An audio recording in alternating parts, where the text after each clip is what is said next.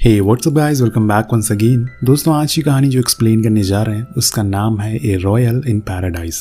कहानी की शुरुआत ओलिविया नाम की लड़की से होती है जो कि एक बुक शॉप पर बैठी हुई है कि तभी उसके पास एक और लड़की आकर उसका ऑटोग्राफ लेने लगती है एक बुक पर, जहाँ से हमें पता चलता है कि असल में वो एक राइटर है और उसने ही इस बुक को लिखा है। इसके बाद वहाँ उसका बॉयफ्रेंड जॉन आता है जिसे वो खुद की प्लान की हुई ट्रिप के बारे में बताती है। उसने 2 दिन के लिए एक आइलैंड पर चलने का सोचा है, पर जॉन तो उसके सारे सपनों पर पानी फेर देता है और वहाँ से ये बोलकर चला जाता है कि अब उन्हें उनका फ्यूचर पर ध्यान देना चाहिए, इसीलिए वो थोड़ा ब्रेक चाहता है। पर ओलिविया इस बात से कुछ खास खुश नहीं थी, इसीलिए वो उसे रोकती है, लेकिन वो तो शायद मन बना कर आया था। वही हम दूसरी ओर अलेक्जेंडर नाम के एक लड़के को देखते हैं जो कि एक बिलियनर है, साथ में एक रॉयल प्रिंस भी है। वो ओलिविया की लिखी हुई इस किताब को पढ़ रहा है कि तभी उसके पास सेक्रेटरी आती है और कहती है कि डॉक्टर ली की ओर से लेटर आए जो उन्हें एक प्रोजेक्ट के लिए कोको आइलैंड पर इनवाइट किया है। ये देखकर वो बहुत ही ज़्यादा खुश होता है क्योंकि ये प्रोजेक्ट उसके डैड का ड्रीम था, लेकिन वो भी उसे पूरा नहीं कर सके। इतने में वहाँ पर उसकी मॉम आ जाती हैं जो उससे बताती हैं कि उसे 2 दिन बाद क्वीन कैथरीन से मिलने के लिए जाना है। इसके बाद तुम दोनों की शादी की बात आगे बढ़ेगी, लेकिन अलेक्जेंडर उन्हें बताता है कि उसे इस प्रोजेक्ट में जाना ही होगा, पर उसकी मॉम मना कर देती हैं। उन्हें पहले अपने बेटी की शादी करनी है किसी बड़े घराने में, क्योंकि वो नहीं चाहती कि वो किसी मामूली लड़की से प्यार में पड़ जाए। वहीं अलेक्जेंडर उन्हें समझाता है कि अगर वो इस प्रोजेक्ट में नहीं गया तो मीडिया वाले तरह तरह की बातें करेंगे और उन्हें एक मौका मिल जाएगा हमारी बुराई करने का। आप खुद सोचिए। उसकी बातों को वो समझ जाती है और हाँ बोल देती है। उधर एक तरफ ओलिविया अपने ब्रेकअप के बाद काम पर फोकस नहीं कर पा रही है। उसे आने वाले 10 दिनों में अपने काम को फिनिश करना है, लेकिन वो हर दिन तो बैठती है पर कुछ लिख नहीं पाती, जिस वजह से उसकी बॉस काफ़ी नाराज़ है।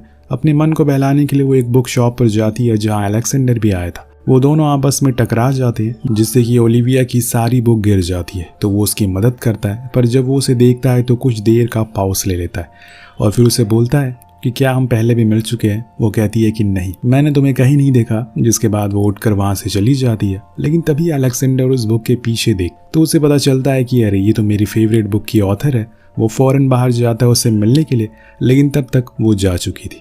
आगे हम उसे अपने घर पर देखते हैं। उसकी हालत बहुत ही खराब है। वो बहुत कोशिश कर रही है कि कुछ लिख सके, लेकिन ऐसा हो नहीं पाता कि तभी उसके पास उसकी बेस्ट फ्रेंड आती है कैटी, जो उसकी परेशानी को समझती है और सजेस्ट करती है क्यों ना वो लोग कुछ दिन के लिए उसी आइलैंड पर ट्रिप के लिए जाएं जहां वो जॉन के साथ जाना चाहती है। शायद वहां जाकर तुम्हें तुम्हारी नई स्टोरी भी मिल जाए और तुम्हें अच्छा फील भी हो जाएगा। वो मान जाती है और फिर दोनों ही निकल जाते हैं।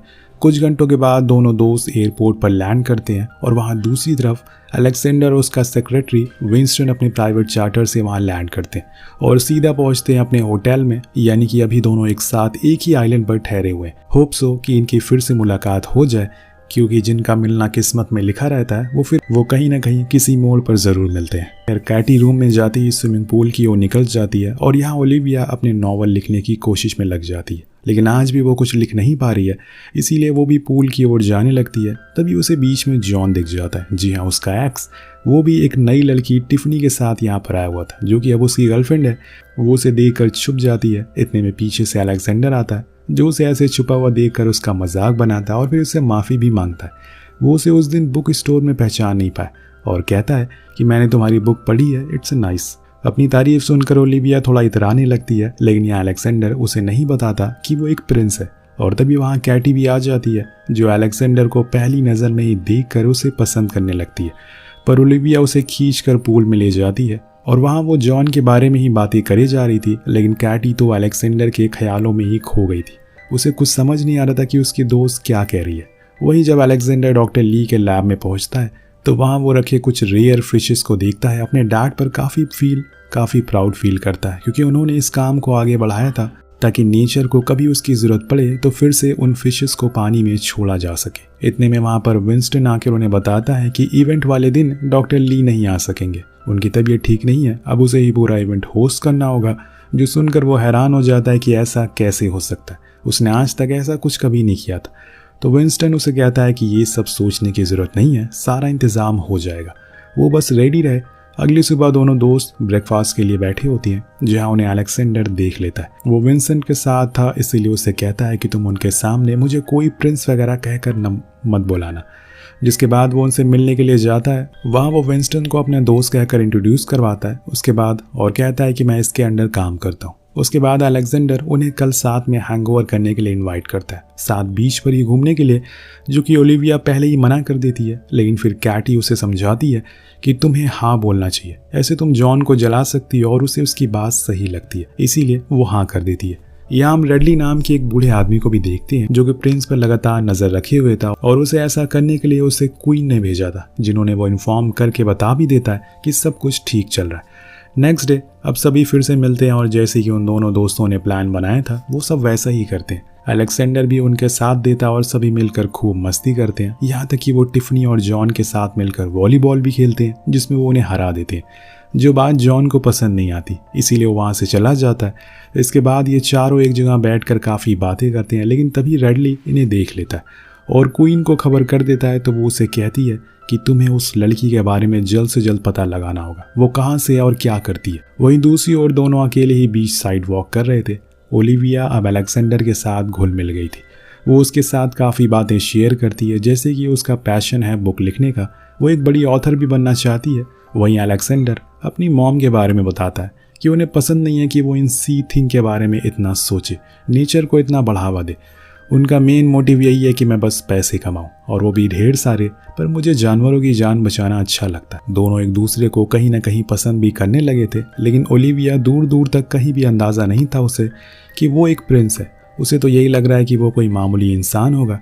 रूम में आने पर ओलिविया ने अपनी नई किताब की स्टोरी पर लिखना शुरू कर दिया कि तभी कैटी आकर उसे बताती है कि उसे विंस्टन को डेट करना शुरू कर दिया है, जो सुनकर वो बहुत खुश होती है कि इतने में गेट पर कोई बंदा आता है शैंपेन की बोतल लेकर। वो असल में रेडली था, जो इसे बहाने ओलिविया से उसका नाम पूछता है और कहता है कि ये हमारे होटल स्टाफ की ओर से आपके लिए। उन्हें नॉर्मल लगता है, इसीलिए वो एक्सेप्ट कर लेती हैं, पर रेडली को उसका नाम पता चल चुका था, इसीलिए वो ये बात कॉल करके क्वीन को बता देता है, जो फिर नेट पर सर्च करती है और उसे पता चलता है कि वो एक मामूली सी राइटर, ना कोई प्रिंसेस। उसका प्रोफेशन बस लिखना है, जो देखकर उसे खास खुशी नहीं होती, क्योंकि ऐसी लड़की वो अपने बेटे के लिए कभी नहीं ढूंढ रही थी। इसीलिए वो रेडली को ऑर्डर देती है कि तुम्हें कैसे भी करके इन दोनों को अलग करना होगा। उसी रात विंस्टन अलेक्जेंडर को बताता है कि तुम्हें अब कल उसे सच बता देना चाहिए, अगर देर हो गई तो दिक्कत हो सकती है। वो उसकी बातों को मान लेता और फिर अगले दिन ओलिविया के पास जाता है और उसे बताने लगता है कि तभी वहाँ पर रेडली आ जाता है और कहता है कि योर हाइनेस, जिसे सुनकर ओलिविया की तो होश उड़ जाती है और यहाँ उसका सारा प्लान खराब हो जाता है। वो क्वीन से भी बात करता है, जो उसे समझाती है कि तुम्हारे लिए मैंने लड़की ढूंढ रखी है और इसीलिए बेहतर है कि घर आ जाओ जितनी जल्दी हो सके। लेकिन अलेक्जेंडर वहाँ से सीधा ओलिविया के पास जाता और उसे समझाता है कि वो उसे सब कुछ बताने ही वाला था कि इतने में ये सब हो गया। तो वो कहती है कि तुमने मुझसे झूठ क्यों बोला। तो वो कहता है कि मैं बस एक नॉर्मल इंसान की तरह ज़िंदगी जीना चाहता हूँ, इसीलिए मैंने ऐसा कहा।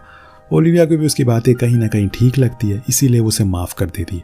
फिर दोनों साथ में लंच का भी प्लान बनाते हैं। उधर हम रेडली को देखते हैं, जो कि अब वापस जा रहा था। वो क्वीन से कहता है कि मैंने वो काम कर दिया जो आपने कहा था, लेकिन मैं एक चीज़ कहना चाहूँगा कि मैंने आज से पहले हाइनेस को इतना खुश कभी नहीं देखा जितना वो उस लड़की के साथ थे। इसके बाद वो कुछ और भी कहना चाहता है, लेकिन वो फिर न जाने किसी वजह से रुक जाता, जिससे हमें ये पता चलता है कि इन दोनों के बीच में कुछ तो ऐसा है जो हमसे छुपाया जा रहा है। उधर लंच दोनों साथ करते हैं। उसकी तो अभी तक रात की इवेंट की स्पीच भी रेडी नहीं हुई, तो ओलिविया कहती है कि कोई नहीं, मैं तुम्हारी इसमें मदद कर सकती हूँ। उसके बदले में अलेक्जेंडर उसे अपने प्राइवेट याच में चलने को कहता है, जहाँ पर वो उसे समुंदर की गहराइयों में ले जाता है, जो देखकर ओलिविया बहुत ही ज़्यादा खुश होती है। उसकी ज़िंदगी के कुछ अच्छे पलों में ये सब पल शामिल थे। उसके बाद दोनों ही रात होने पर इवेंट के बारे में बातें कर होटल तक जा रहे होते हैं कि बीच में उन्हें जॉन दिखता है, जिससे कि उसकी गर्लफ्रेंड की बहस हो गई थी और वो उसे छोड़कर चली जाती है। वहाँ ओलिविया को खड़ा जॉन उसके पास आकर कहता है कि मैंने तुम्हें छोड़कर बहुत बड़ी गलती कर दी, जिसके साथ भी तुम रिलेशन में आओगे वो बहुत लकी होगा। ये बोलकर वो चला जाता है और यहाँ फिर आ जाती है वो इवेंट वाली रात, जहाँ अलेक्जेंडर अपने रॉयल ड्रेस पहनकर ओलिविया का इंतजार करता है और जब वो आती है तो उसके होश उड़ जाते हैं। वो बहुत ही ज़्यादा खूबसूरत लग रही थी। फिर अलेक्जेंडर अपनी स्पीच देता है जिसे ओलिविया ने लिखी थी। अब दोनों डांस करते हैं और ऐसे ही बातों बातों में एलेक्स उसे अपने प्यार का इजहार भी कर देता है, जिसे वो एक्सेप्ट कर लेती है। लेकिन तभी दोस्तों यहाँ एंट्री हो जाती है क्वीन की, जिसको यहाँ पर देखकर एलेक्स हैरान था। वो उन दोनों को डाइनिंग टेबल पर आने को कहती है और वहाँ पर ओलिविया नोटिस करती है कि रेडली के टच को क्वीन काफ़ी अच्छे से गुडविल कर रही है, जो बात वो एलेक्स को भी बताती है, पर वो इग्नोर कर देता है। ऐसे ही बातें करते हुए जब थोड़ी देर हो जाती है तो क्वीन एलेक्स को लोगों को ग्रीट करने के लिए भेज देती है, जो कि उसे मजबूरन जाना पड़ता है। फिर क्या था, यहाँ क्वीन ओलिविया से अच्छे से सवाल पूछती है जो उसे आज तक किसी ने नहीं पूछा होगा। यहाँ तक कि वो उसकी बेइज्जती भी करती है और कहती है कि तुम जैसी गरीब लड़कियां हमेशा अमीर लड़कों को फंसाती हैं और फिर उनके सारे पैसे हड़प कर फुर हो जाती है। उसकी ये बातें सुनकर ओलिविया रोने लगती है और उसके दिल को ठेस पहुंचती है। वहां से उठकर वो चली जाती है सीधा रूम पर, जहाँ पर वो कैटी को सब कुछ बताती है, जो उसे कहती है कि अब हमें यहाँ नहीं रहना चाहिए, चलो चलते हैं।